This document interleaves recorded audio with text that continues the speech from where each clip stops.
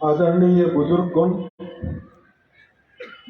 सम्माननीय मातृशक्ति एवं प्रिय बंधुओं, सभी को सादर जय श्री शक्ति। अभी जैसा आपने एक गीत गाया, आओ जरा से बैठकर चेतना नई भरें, सोचना शुरू करें। जैसा अभी पवन सिंह ने बताया था, क्या सोचें?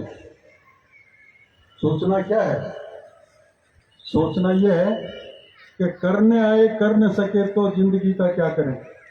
इसलिए आए थे हम इस जीवन में। हमको क्षत्रिय के घर में जीवन क्यों मिला, उसका अर्थ क्या होता है, उसका दायित्व क्या होता है, क्या वो हम कर पा रहे हैं? अगर वो दायित्व हम नहीं निभा पा रहे हैं तो इस जीवन की कोई सार्थकता नहीं, व्यर्थ जाएगा ये जीवन। अपने शुरू में प्रार्थना की थी, क्षत्रिय कुल में प्रभु जन्म दिया तो क्षत्रिय के हित में जीवन देता हूं। क्षत्रिय का हित क्या है? क्षत्रिय शब्द का अर्थ क्या है? क्षत्रिय है वो जो क्षय से त्राण करता है। क्षय, हर प्रकार का क्षय, भय, अनाचार, दुराचार, जो भी संसार में फैला हुआ है उससे समाज की रक्षा करता है, वो क्षत्रिय है। तो क्षत्रिय के कुल में जन्म दिया, इस वर्ण में हमको जन्म मिला है, तो हमारा दायित्व तो वो बन जाता है कि हम शास्त्र धर्म का पालन करें, जतात्रायति इति क्षत्रिय बनकर रहे। अगर हम वो नहीं करते हैं तो क्षत्रिय का जीवन नहीं है हमारा। मनुष्य जीवन में हमको जो दायित्व मिला उस दायित्व को निभाना हमारा दायित्व, हमारा कर्तव्य बनता है। और वो कर्तव्य अगर हम नहीं निभाते हैं तो क्षत्रिय कहलाने के लायक हम नहीं है। हम राजपूत के घर में जन्मे हैं, राजपूत के डीएनए में वो क्षत्रित्व के सब तत्व मौजूद है, लेकिन उन तत्वों पर आवरण आ गया है, उनके ऊपर ऐसी परतें जम गई है जिसके कारण वो प्रकट नहीं हो पाता।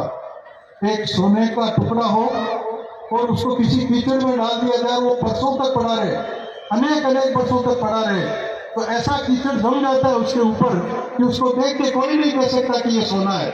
लेकिन धीरे धीरे अगर उसको दूर कर दिया जाए तो असली सोना तो मौजूद है, 100% सोना है।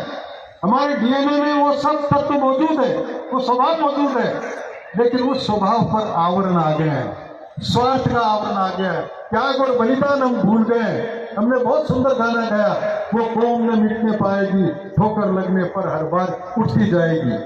और फिर उनके सबके क्या क्या हमारे पूर्वजों ने किया, राम ने क्या किया, लक्ष्मण ने, कृष्ण ने क्या किया, ध्रुव ने क्या किया, वीरों ने किस तरह का त्याग बलिदान किया, सब करने के बाद भी लड़ने वालों ने क्या सिखाया, मौत को पाठ पढ़ाने वाला सिखाया, वो सब हमारे पूर्वजों ने किया। क्या हम आज कर रहे हैं वो? अगर नहीं कर रहे हैं तो हमको सोचना पड़ेगा, यही सोचना प्रारंभ करना है। और उसमें उसके अंतिम, उसी गीत के अंतिम पारे में दिया है, कष्टों में जिस कौम के बंदे जंगल जंगल छानेंगे, भोग और ऐश्वर्य आदि की मनुहारे ना मानेंगे, वो कौम नहीं मिटने पाएगी। लेकिन हम तो कष्टों की बात दूर करें, हम तो भोग और ऐश्वर्य में डूबे पड़े, तो कैसे हम छात्र धर्म का पालन कर सकते हैं, कैसे हमारी कौम को जिंदा रख सकते हैं? इसलिए वो कंटकाकीर्ण मार्ग है, जैसा प्रार्थना में गाया था, धर्म के कंटकाकीर्ण मार्ग पर धीरज से मैं कदम बढ़ाऊं।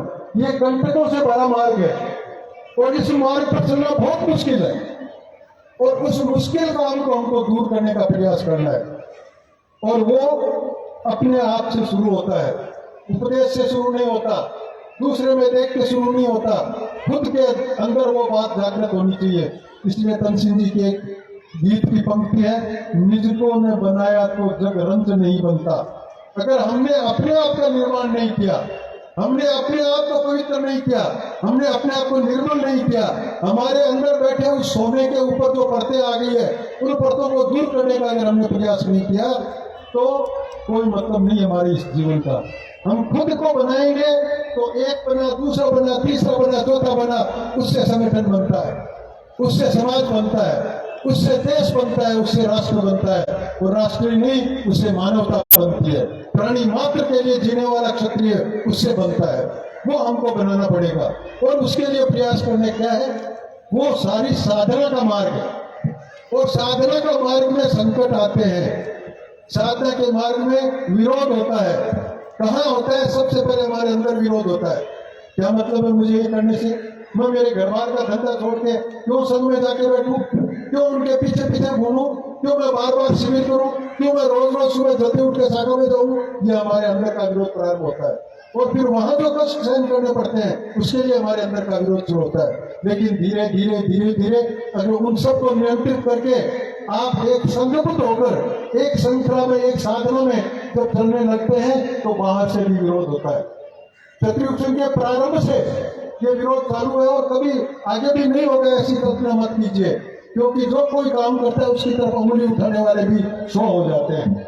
खुद चाहे नहीं करें, लेकिन उंगली उठाने वाले तैयार रहते हैं। इसमें विरोध की कोई दिक्कत ही नहीं है, होने तो विरोध। और जो विरोधी हैं वो अपना काम कर रहे हैं, उनका काम वही है। हमको तो उनसे शिक्षा लेनी चाहिए कि जो बात वो कह रहे हैं उस विरोध में अगर रत्ती भर भी कोई सच्चाई है तो हम अपने आप को देखें, अपने आत्मावलोकन करें, उसको दूर करें। और अगर सच्चाई नहीं है तो हम अपने काम में मस्त रहें, कोई फर्क नहीं पड़ने वाला। विरोध करने वाले करते रहेंगे, हमारा कोई कुछ बिगड़ने वाला नहीं है। एक बार क्षत्रिय संघ नया नया चालू हुआ था, कंसिंह जी ने जब चालू किया, उसके 2 साल बाद ही जयपुर में एक मीटिंग हुई। हर एक संस्था के लोगों को बुलाया गया और कहा गया कि आप बारी बारी से आइए और अपने संस्था के बारे में बताइए। 3-4 लोग बता चुके। जब तनसिंह जी की बारी आई, क्या तनसिंह जी बताएंगे, वो चलाते हैं क्षत्रिय संघ, वो क्या करना चाहता है, कैसे करता है। तो तनसिंह जी उठ के आए, माइक पकड़ा, इतने में एक ठिकानेदार के जागीरदार के कंवर साहब दौड़ के आए और माइक छीन लिया। मैं इसको नहीं बोलने दूंगा, ये जहर फैला देगा। वो विरोध करने वाले उससे करीब 20 साल बाद एक दिन जयपुर में हमारे एक फंक्शन कर रहे थे और उस फंक्शन के लिए हम उनको इनवाइट करने गए कि साहब क्षत्रिय संघ का एक फंक्शन आप पधारो। उस आदमी ने कहा, जो ऐसा विरोध करने वाला था, जो कह रहा था जहर फैलाएंगे ये, उस आदमी ने कहा समाज को अगर किसी से भी आस है तो केवल मात्र क्षत्रिय संघ से आस है और कहीं से भी कोई आस नहीं है। तो हमारे विरोधी अपने बन सकते हैं, लेकिन कब बनेंगे? जब हम लगातार अपना काम करते रहेंगे।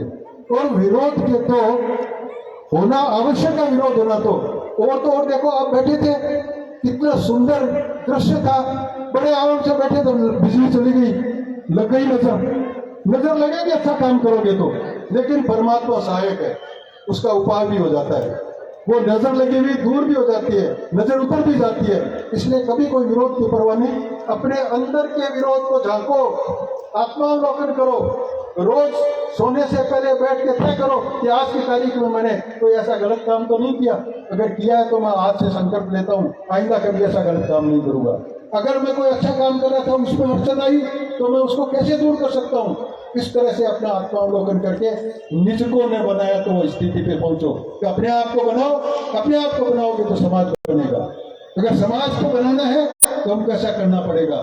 समाज को बनाने के लिए क्षत्रिय संघ जो कार्य कर रहे हैं, जैसा आपको बताया था वीर सिंह जी ने, शाखाएं लगती है, शिविर लगते हैं, दंपति शिविर लगते हैं, बच्चियों के शिविर लगते हैं, ये सब कार्य हो रहा है, बराबर हो रहा है। इसके अलावा अब आज जब थोड़ी बहुत एक स्थिति बन गई है, मुश्किल काम यह है, पहली बात तो जीवन बनाना, संस्कार निर्माण करना, चरित्र निर्माण करना सबसे मुश्किल काम है। दूसरी बात, ये काम करने में पार्टिसिपेट कौन कर रहे हैं? पार्टिसिपेट लगभग वो लोग करते हैं जिनके यहाँ बच्चा पढ़ते पढ़ते 10वीं पास की और घर वाले कहना शुरू कर देते हैं कोई नौकरी ढूंढ, कोई नौकरी ढूंढ, कल खाएंगे क्या। ऐसे परिवारों के लोग क्षत्रिय संघ में आते हैं और ऐसे परिवारों के लोग उलझ भी जाते हैं अपने सांसारिक दायित्वों में। इसलिए काम धीरे धीरे धीरे धीरे चल रहा है, लेकिन जो चल रहा है वो ऐसा चल रहा है जो होना चाहिए, जो कार्य होना चाहिए वही हो रहा है। इसका परिणाम आया है कि आज समाज को एक विश्वास बना है कि हमारे समाज में कोई एक अच्छा काम करने वाली संस्था है तो क्षत्रिय संघ है, और इसलिए उसको समर्थन देना चाहिए। आश्चर्य करेंगे आप कि नवंबर 10-11 नवंबर तक राजस्थान में धारा 144 लगी हुई थी पिछले साल, और 22 दिसंबर को हमारा स्थापना दिवस था। लगभग 10-11 तारीख को जब वो धारा 144 हटी, तब भी एक खतरा था कि अगर थोड़े बहुत भी इकट्ठे हुए तो वापस लग जाएगी और कहीं न कहीं रेस्ट्रिक्शन हो जाएगा, मना कर देगी सरकार का आप कार्यक्रम नहीं कर सकते। इसलिए बड़ी तरकीब से 2-3 दिन तो सोचने में लगे कि करें कि नहीं करें। उसके बाद में पुलिस से परमिशन लेने के लिए एक कागज लिख के दिया। उन्होंने पूछा कितने आदमी आएंगे, तो हमने बताया, हमने तो बुलाया देखो 2-4 हजार आ जाएंगे तो आ जाएंगे, सिर्फ इसलिए कि कहीं अभी से रोक नहीं लगाते। और केवल 1 महीने में समाज ने वो आश्चर्यचकित कार्य कर दिखाया कि राजस्थान के चीफ मिनिस्टर ने अपने मिनिस्टर को बोला, अरे उनसे सीखो कुछ, क्या झगड़ते रहते हो, देखो वो क्या कर रहे हैं, देखो कितना अनुशासन था। पत्रकारों ने, यहाँ तक कि विदेश में बैठे लोगों ने भी, जो समाज के अपने लोग बैठे, उन्होंने भी इस काम की प्रशंसा की। सभी समुदाय ने प्रशंसा की। ये क्षत्रिय सिंह के 75 साल की तपस्या का एक छोटा सा रूप देखा, समाज उसके साथ जुड़ा और समाज ने वो प्रदर्शन दिया। क्षत्रिय सिंह की उस एक छोटी सी यूनिट ने अब सोचना शुरू किया है कि अब समाज के दूसरे कार्यों में भी कार्य होना चाहिए। और इसलिए जो समाज के विरुद्ध जहर फैलाते हैं, दूसरी जातियों को हमसे लड़ाते हैं, हमारे विरोध में खड़ा करते हैं, हमको बोलते हैं ये ऐसे हैं, ये ऐसे हैं, ये ऐसे हैं, उनका धीरे धीरे वो जहर दूर होना चाहिए। इसलिए अलग अलग जातियों के लोगों को बुलाकर उनसे भी चर्चा होती है। उनको कहते हैं आपका तकलीफ क्या है, हमने कौन सा आपका सारा शोषण किया है, हम तो घर बैठे हैं, राजा महाराजा थे तो गिनती के 10-12 थे, उन्होंने कोई शोषण किया क्या, उस समय जो शांति थी आज है क्या, अपने पूर्वजों से पूछो कि वो उस समय को पसंद करते हैं, आज की इस जीवन को पसंद करते हैं। धीरे धीरे उस जहर को कम करने का प्रयास किया है। फिर भी अलग अलग जातियों को बुलाया, मुसलमानों को बुलाया, और मुसलमानों में सबसे पहले क्याम खानियों को बुलाया कि आप तो राजपूत से मुसलमान बने हुए हो, आप अगर किसी पार्टी में रहते हो तो रहो, हमको कोई ऐतराज नहीं, हमको कोई पार्टी का वोट नहीं चाहिए, लेकिन गांव में हम साथ रहते हैं, क्या लड़के रहेंगे, क्या मिलकर नहीं चल सकते, गांव के विकास के लिए क्या इतना छोटा काम भी हम नहीं कर सकते। और धीरे धीरे उन्होंने भी सद्भावना जागृत की। इसी प्रकार अब अभी राजस्थान में एक हरेक जिले में किसान सम्मेलन कर रहे हैं। पहले किसान सम्मेलन का नाम सुनते ही सब चौंकते हैं, फिर ये किसान कहाँ से आ गए। अरे कृषि वर्ग से जुड़े हुए हर व्यक्ति किसान है, कोई जमीन का मालिक है, कोई खेती करता है, कोई वहाँ मजदूरी करता है, कोई उसके लिए हल गढ़ता है, कोई और कोई जैसी भी आवश्यकता होती है इसकी पूर्ति करता है, कोई बीज देता है, वो कृषि वर्ग ये तो है और वो सब है। इसलिए आओ हम सब मिलकर काम करें। और हर एक जिले में प्रत्येक जाति के लोगों को हम बुलाते हैं। उस जिले में हर जाति का जो समाज का प्रमुख है उसको बुला के मंच पे बैठाते हैं बराबर में। उस क्षेत्र के जितने भी जनप्रतिनिधि हैं, एक्स हो या वर्तमान हो, चाहे पंचायत समितियों के हों या विधानसभा या लोकसभा के हों, उनको भी सबको बुलाते हैं, मंच पे बैठाते हैं, लेकिन उनको बोलने का मौका नहीं देते। बोलने का मौका केवल हर समुदाय के एक एक व्यक्ति को देते हैं कि आप किसान वर्ग से जुड़े हुए हो तो हम मिलकर क्यों नहीं रह सकते, हम एक साथ बैठकर अपनी चिंता दूर क्यों नहीं कर सकते। जो किसानों की समस्याएं मिलकर दूर करेंगे, लेकिन आपस में मिलकर रहेंगे तो देश का लाभ है, समाज का लाभ है, हम सबका लाभ है। और आप आश्चर्य करेंगे कि उसमें जो जिनको ये कहा जाता है कि इनको अछूत बना दिया, ये कर दिया, वो कर दिया, हमारे खिलाफ इतनी जो गालियां दी जाती है जगह जगह, उन लोगों ने आके कहा ये तो राजपूत जाति है जो हमको बराबर बैठाती है, बाकी तो कोई हमको पूछता नहीं। वो कहते हैं हमको बोलने का मौका दिया, कौन पूछता हमको कोई नहीं पूछता। और फिर वो कुछ लोग ऐसे हैं जो पूर्वजों की बातें गिनाते हैं, उस समय ऐसा हो गया था, केवल राजपूतों ने हमको बचाया, हमारे साथ ऐसा हो गया था, केवल राजपूतों ने हमको बचाया। तो समाज के प्रति जो जहर फैल रहा है, उस जहर को दूर करने का भी प्रयास किया जा रहा है। इसके अलावा अभी कुछ ही दिनों पहले जितने भी गजेटेड ऑफिसर हैं राजपूत, वो चाहे एडमिनिस्ट्रेशन के हों, पुलिस के हों, एजुकेशन के हों, जजेस, जस्टिस विभाग, इसके विभाग के हों, न्याय विभाग के हों, जजेज हैं, आर्मी के रिटायर्ड जनरल्स हैं, ऐसे सब लोगों को बुलाया और उनको बुला के ये बात की कि आप ये समझाओ हमको कि समाज के हित के लिए आपका अनुभव क्या कहता है, क्या होना चाहिए। और आप आश्चर्य करेंगे, प्रकाश सिंह जी का नाम सुना होगा आपने, दिल्ली पुलिस के डीजीपी थे और उन्होंने पुलिस के ऊपर कई किताबें लिखी हैं। जजेज जनरल दलीप सिंह जी, जज कर्णी सिंह जी, एक जज जो है वो IAS अफसर ये अपने राजेश्वर सिंह जी जो अभी रेवेन्यू कमिश्नर हैं और चीफ सेक्रेटरी बनने जैसे योग्य हैं अभी वो सीनियरिटी के हिसाब से। ऐसे ऐसे लोग आए।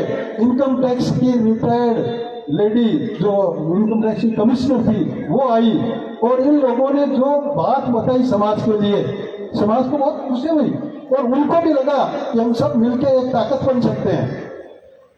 पुलिस वालों को अलग बुलाते हैं, जो वकील हैं उनको अलग बुलाते हैं, डॉक्टर्स हैं उनको अलग बुलाते हैं, ये प्रक्रिया भी चल रही है। इसके अलावा पॉलिटिकली 50 साल से नीचे जो पॉलिटिक्स में इंटरेस्ट रखते हैं उनको अलग अलग पार्टी के हिसाब से भी बुलाते हैं और दोनों को साथ मिला के भी बुलाते हैं। ये छोटे छोटे काम प्रारंभ हुए हैं, इनका रिजल्ट एकदम नहीं आना, क्योंकि पार्टी में ऐसे बन जाते हैं, अलग अलग से अपनी अपनी धारणाएं बना लेते हैं कि तुरंत उसको छोड़ देंगे, ऐसा संभव नहीं है। लेकिन बार बार ऐसा करते रहें तो धीरे धीरे उसका असर होता है। समाज को आज जिस चीज की आवश्यकता है, रोजगार की आवश्यकता है, ये अभी जो पवन सिंह जी बोल रहे थे, ये IT का काम करते हैं और पूरे IT सेल का एक हमने अभी कुछ ही दिनों पहले एक मीटिंग बुलाई और उनको ये जिम्मेवारी दी। उन्होंने बड़ी साफ कहा कि ये ऐसा सेल है जिसमें कभी कोई रोजगार की कमी नहीं आती, कभी भी चाहो तो आप रोजगार मिलेगा, कहीं घर बैठे आप काम कर सकते हो, ऐसा है। तो इनको भी कहा है कि आप लोग मिलके ऐसा निर्णय लीजिए कि हमारे बच्चों को ट्रेनिंग दी जाए, जो इसमें रुचि रखते हैं उनको धीरे धीरे आगे बढ़ाया जाए और जहाँ कहीं भी आवश्यकता हो वहाँ उनको रोजगार भी दिया जाए। इस तरह से छोटे छोटे काम चारों तरफ से जैसे कैसे हो सकते हैं उस तरह का प्रयास क्षत्रिय संघ ने प्रारंभ किया है अपने अलग अलग अनुसांगिक संगठनों के माध्यम से। लेकिन फिर वही बात है कि ये जो प्रारंभ किया है उसमें भी विरोध होगा, ऐसा पहले भी हुआ है और अब भी होगा। लेकिन विरोध के कारण डर के हम बैठ जाएं, क्या हमारे पूर्वज ऐसे ही थे? क्या वो सर कटने के बाद में भी लड़ते नहीं थे? क्या हमारे पूर्वजों के सामने समस्याएं नहीं आई थी? लेकिन फिर भी वो डटे रहे। महाराणा प्रताप 30 साल तक क्यों भटकते रहे? दुर्गादास क्यों इस तरह से अपने सम्मान के लिए, अपने स्वाभिमान के लिए लड़ते रहे? क्या उनके सामने तकलीफें नहीं आई थी? हम उन्हीं की संतान है, क्यों नहीं हम उस तरह का काम कर सकते? क्यों नहीं हम वो अपने आप को इतना मजबूत बना सकते? और इसीलिए वो मजबूत बनाने की प्रक्रिया है, वो साधना है और उस साधना के माध्यम से युवा पीढ़ी को तैयार किया जाता है। वैसे तो संस्कार निर्माण का काम माताओं का है। बच्चा घर में पैदा होता है तब से उनको किस तरह का शिक्षण दिया जाए, किस तरह का बनाया जाए, ये उनका ऊपर निर्भर करता है। हमारी माताएं पालने में झुलाते हुए बच्चों को कहती थी, पूत सिखावे पालने मरण बढ़ाई बाएं। धर्म के लिए, स्वाभिमान के लिए, जाति के लिए, देश के लिए मरना बड़प्पन का काम है, ये सिखाती थी। आज सिखाती हैं क्या? वो महिलाओं का काम जो है, माताओं का जो काम है, वो माताएं शुरू करें, इसलिए दंपति शिविर लगते हैं, इसलिए बालिका शिविर लगते हैं, उनको दायित्व तो समझाया जाता है अपना। लेकिन वो काम आज नहीं हो रहा है, इसलिए आज क्षत्रिय संघ माँ का काम कर रहा है, क्षत्रिय संघ संस्कार निर्माण का काम कर रहा है। बहुत मुश्किल काम है, सबसे मुश्किल काम है। लेकिन फिर भी जो जरूरी है और जो सबसे आवश्यक है, हम धनवान बन सकते हैं, हम अधिकारी बन सकते हैं, लेकिन हमारा चरित्र अगर सही नहीं है तो क्षत्रिय के रूप में हम कहीं भी सफल नहीं हो सकते और क्षत्रिय कौम को भी हम ऊंचा उठाने की कोई बात नहीं कर सकते। इसलिए सबसे अच्छी चीज है, सबसे बड़ी जो आवश्यक चीज है वो है हमारा चरित्र ऐसा बने जो क्षत्रिय के समान हो, और उस चरित्र निर्माण के लिए क्षत्रिय संघ लगातार प्रयास कर रहा है। आसान काम नहीं है, भले ही न हो, मुश्किल काम है, तो भी अगर हम करेंगे तो होगा। और आप जानते हैं इनमें से अधिकतर बॉम्बे में रहते हैं, इनको मौका नहीं मिलता, दूर दूर बैठे रहते हैं, लेकिन जो शाखा का समय सब पहुंचते हैं, शाखा में पहुंचते हैं तो आज लगन है तो चारों तरफ घूमते फिरे। और जैसा अभी ये बता रहे थे नीर सिंह जी कि घर घर पहुंचे निमंत्रण देने, मैं तो कहता हूँ इसकी आवश्यकता नहीं है। कोई आगे वाला जिसको आप निमंत्रण देने जा रहे हो, क्या वो हमारा समाज का नहीं है? क्या उसको पीड़ा नहीं है इस समाज के बारे में कुछ होना चाहिए? क्या उसको ऐसा इतनी लगन नहीं है कि अगर कोई कार्यक्रम है और उसका कहीं अखबार में आ जाए या सोशल मीडिया पे आ जाए तो मेरी भी ड्यूटी बनती है कि मैं जाऊँ? ऐसी आदत भी हमको डालनी पड़ेगी। हम करते रहें, निमंत्रण भी देते रहें, लेकिन ऐसी अवस्था आनी चाहिए कि निमंत्रण के लिए कोई इंतजार नहीं करे, बल्कि केवल ये सूचना हो जाए कि ऐसा काम होने वाला है और वहां पहुंचे। इस प्रकार का काम केवल साधना के माध्यम से हो सकता है, और निरंतर साधना खेलों के माध्यम से रगड़ा जाता है। और ये भी बता दूं आपको, ये केवल राजपूत जाति के लिए नहीं है। क्षत्रिय संघ में कोई भी जाति का व्यक्ति आ सकता है, शाखा में आ सकता है, और आए हैं, लेकिन टिकते नहीं है।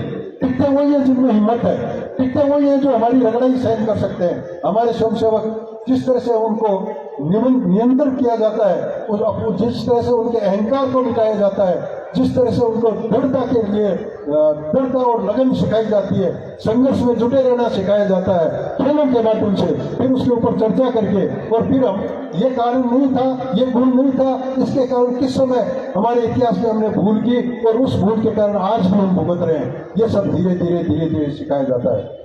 आवश्यक काम है, बहुत ही आवश्यक काम है, और इसके बिना क्षत्रियत्व तो जिंदा नहीं रह सकता। मुश्किल काम भी है, बहुत मुश्किल काम है, लेकिन हर आदमी अगर ये संकल्प कर ले कि इस समाज के लिए, इस समाज की सेवा के लिए, इस समाज के हित के लिए मैं जितना कर सकता हूं और अपनी क्षमता के अनुसार मैं काम करूंगा, उस तरह का अगर सेवा भाव, केवल सेवा भाव, इसमें नहीं। आपने यज्ञ जब चल रहा था, आपने सुना होगा कि इदम सोमाय इदम न ममय, इदम इंद्राय इदम न ममय, कि ये जो आहुति है ये इसके लिए है, मेरे लिए नहीं है। जो मैं काम कर रहा हूँ, समाज की सेवा का काम कर रहा हूँ, वो समाज के लिए है, इसलिए नहीं है कि मैं क्योंकि सेवा करता हूँ तो मेरा नाम हो। ये इस भाव के साथ, उस यज्ञ के भाव के साथ हम लगातार काम करते रहें, क्षत्रिय संघ का काम करते रहें, आगे बढ़ते रहें, तो समाज निश्चित रूप से बहुत ही मजबूत बनेगा, बलवान बनेगा। और यह क्षत्रिय समाज ही है तो इस भारत को पूरे विश्व गुरु बना सकता है, उसके अलावा किसी में हिम्मत नहीं है।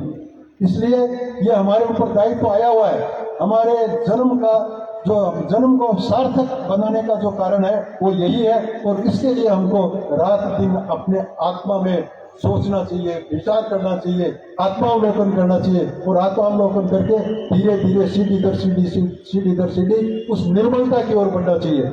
और अगर वो निर्मलता आ जाती है, आत्मा के ऊपर आए हुए सारे आवरण हट जाते हैं, तो आत्मा तो उस परमात्मा का ही अंश है, फिर फर्क क्या है? उसी को तो मुक्ति कहते हैं, वही तो मोक्ष है। अगर हम वो वैसा बन जाए तो मोक्ष की प्राप्ति है। भगवान कृष्ण ने जो गीता में निष्काम कर्मयोग की शिक्षा दी है, अगर मैं अपना कर्तव्य करूं, उसका परिणाम देना उसका काम है, मेरा काम नहीं, लेकिन मैं अपने कर्तव्य में चूक नहीं करूं, इस भाव के साथ अगर हम लगातार बढ़ते रहे तो निष्काम कर्म के माध्यम से भी योग होता है। योग का अर्थ ईश्वर से मिलना होता है। तो ये क्षत्रिय संघ योग का मार्ग भी है और सामाजिक मार्ग भी है। क्षत्रिय संघ को तनसिंह जी ने जो बताया वो ये बताया कि व्यष्टि से समष्टि, व्यक्ति से समाज और समष्टि से परमेष्टि। अगर हमने अपने घेरे को तोड़ा, व्यक्ति अपने लिए सब कुछ करता है, अपने घेरे को तोड़कर मेरे कारण से मेरे परिवार का नुकसान हो रहा है तो मैं इस बात को हटा दूं और परिवार का जो हित है उसको पहले सोचूं। मेरे परिवार के हित को छोड़ने से मेरे गांव का हित हो रहा है तो मैं परिवार का हित छोड़ दूं, मेरे गांव को सोचूं। मेरे गांव का हित छोड़ने से मेरे जिले का हित हो रहा है, इस तरह अपनी परिवार की सीमा बढ़ाते जाए और राष्ट्र तक की, मानवता तक की और प्राणी मात्र तक की बात को सोचे, तो असली साधना है। और उसी साधना की ओर क्षत्रिय संघ धीरे धीरे संस्कार निर्माण करके बढ़ाने के लिए प्रयत्नशील है। आप इस समाज के अंग हैं, प्रबुद्ध हैं, बहुत कुछ आपने जीवन में सीखा है, उस जीवन का लाभ समाज को मिले, इसके लिए अपने मन में संकल्प लेकर चले। ऐसी हमारी इच्छा है, ऐसी भगवान से प्रार्थना है कि हम सब मिलकर इस समाज को वर्चस्व की ओर बढ़ा सकें।